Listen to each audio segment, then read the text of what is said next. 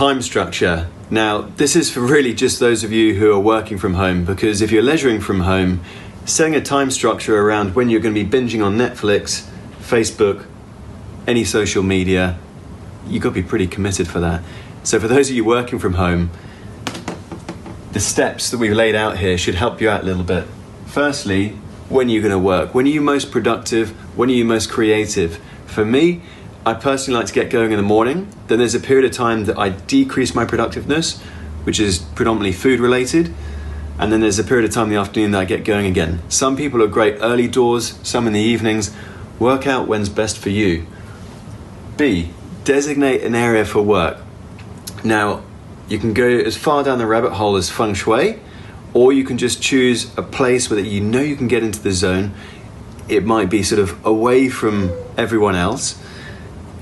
Temperature's good, not too light, not too dark, got enough space to be able to put everything in, and that you can return to each day and kind of get into a bit of a zone. C, definitive start and finish times.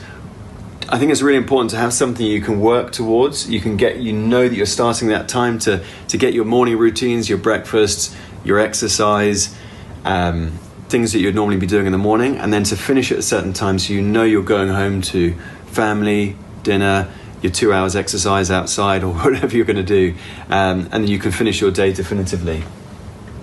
D, intervals or pomodoros, as Francesco Cirillo said in the 1980s, as he termed his work pomodoros, for 25-minute, I think it was, sections or intervals of time that he believed was the best frequency to do your work in before taking a break and doing another interval.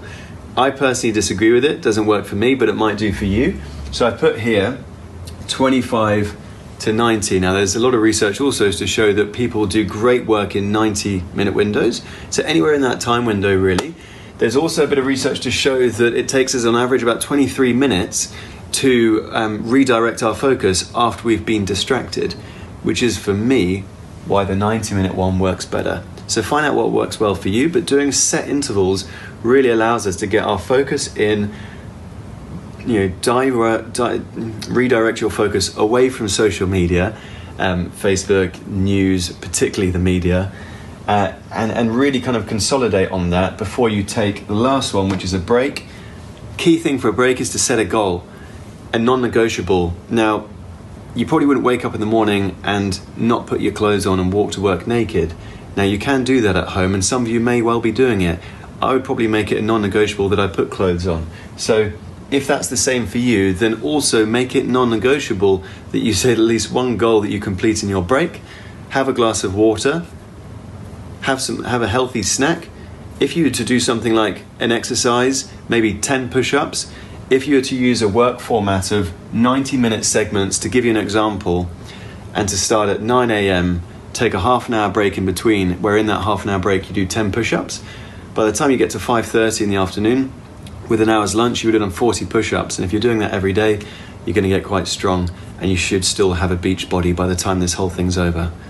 I hope that's helpful, and I hope you structure your day well. If you have any great tips, please let us know, because we'd love to learn too.